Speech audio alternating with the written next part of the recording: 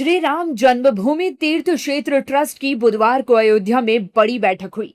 बैठक में श्री राम जन्मभूमि तीर्थ क्षेत्र ट्रस्ट के धार्मिक समिति के पुनर्गठन का फैसला किया है। इस नई समिति की अध्यक्षता ट्रस्ट के कोषाध्यक्ष स्वामी गोविंद देवगिरी करेंगे। 7 सदस्यीय इस समिति में 5 संत अयोध्या के होंगे।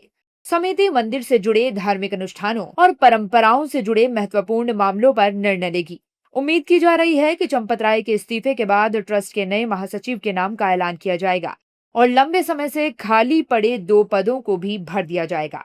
हालांकि बैठक के बाद इन पदों पर नियुक्ति को लेकर कोई घोषणा नहीं की गई। बैठक के बाद श्री राम जन्मभूमि तीर्थ क्षेत्र ट्रस्ट के कोषाध्यक्ष स्वामी गोविंद देव गिरी महाराज ने बताया कि समिति में 5 संत कौन और कहां से होंगे।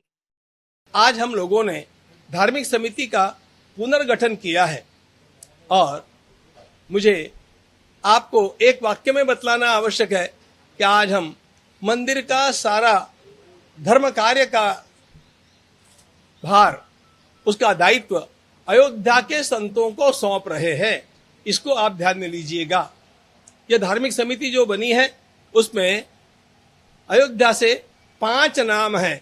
पहला, पूज्य महंत श्री कमल नयन दास जी महाराज मणिराम छावनी से, स्वामी श्री रामानंद दास जी महाराज राम कथा कुंज, स्वामी श्री राजकुमार दास जी महाराज रमा वल्लभा कुंज, स्वामी श्री मिथिलेश नंदिनी शरण जी महाराज और हमारे स्वामी श्री दिनेन्द्र दास जी महाराज निर्मोही अखाड़े के, ये न्यास में भी हैं और अयोध्या के हैं। इसलिए ये अयोध्या के 5 संत, इसके पश्चात यहाँ की सारी धार्मिक क्रियाकलापों के अधिकारी होंगे। इस बात को ध्यान में लीजिए। न्यास ने महासचिव में हो रही देरी के चलते एक सचिव की नियुक्ति का भी फैसला लिया है। साथ ही ट्रस्ट के लिए एक प्रवक्ता की नियुक्ति का भी फैसला लिया गया है। न्यास ने आगामी कालखंड में श्रद्धालुओं की संख्या में संभावित वृद्धि को देखते हुए मुख्य कार्यकारी अधिकारी की नियुक्ति में इस विलंब के कारण एक सचिव की नियुक्ति की स्वीकृति प्रदान की है। समस्त दुष्प्रचार एवं अतिरेकी आरोपों के बावजूद श्री राम जन्मभूमि मंदिर में दर्शनार्थ आने वाले श्रद्धालुओं की संख्या यथावत है। ये इस बात का प्रमाण है कि आधारहीन, मिथ्या और भ्रामक आरोपों के बाद भी करोड़ों राम भक्तों की आस्था और विश्वास अडिग है।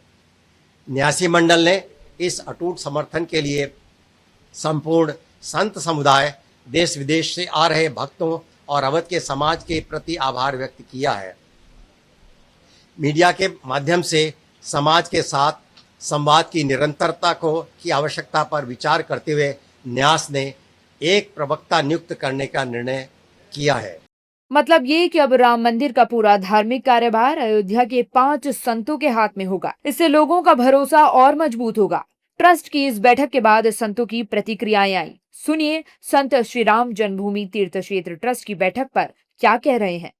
सुप्रीम कोर्ट के आदेश पर केंद्र सरकार की देखरेख में श्री राम जन्मभूमि तीर्थ क्षेत्र ट्रस्ट का गठन किया गया था और बहुत भव्य राम मंदिर बना, लेकिन बीच में थोड़ा वित्तीय अनियमितता जो आई उसको लेकर के एक दुख भी रहा सनातनियों में, जिसको लेकर के हुआ कि संतों की भूमिका इसमें होनी चाहिए, जिसमें एक धार्मिक समिति बना करके अयोध्या के कई संतों को रखा गया है।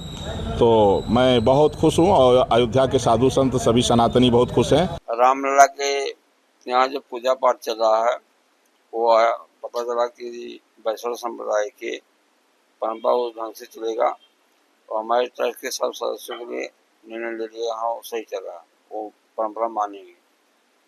उसमें कुछ लोगों को नाम भी बताए।